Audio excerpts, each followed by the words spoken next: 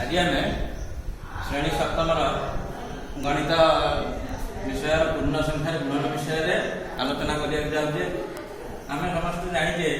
जे युक्त सहित युक्त गुणिले युक्तात्मक संख्या युक्तात्मक संख्या गुणिले सर्वदा युक्त होता है। युक्त सहित विजुक्तात्मक संख्या गुणन हेले आमर सर्वदा विजुक्तात्मक होता है किंतु विजुक्त सहित विजुक्तात्मक संख्या गुणन हेले आमर सर्वदा पॉजिटिव नंबर बा प्लस होता है।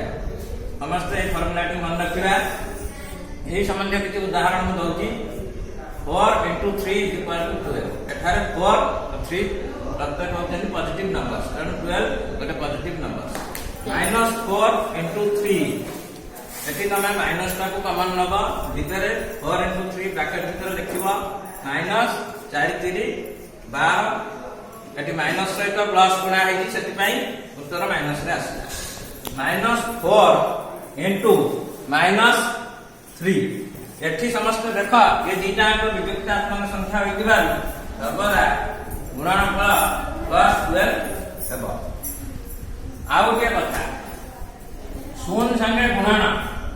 4 into 0 is equal to 0 शून्य सहित जेकोसी संख्या को आम गुणिबा युक्त हो विजुक्त हो से सर्वदा शून्य हो।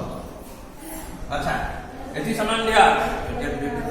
संबंधी किसी गृह पाठ में दउची एहा समस्ते ये वीडियो को देखि साला परे खाता पर पठाइबे -5 into -3 +6 into -9 -7 into -8 +15 into -9 यही भाई गृहपाठ खाता करी पठेबा या संशोधन करा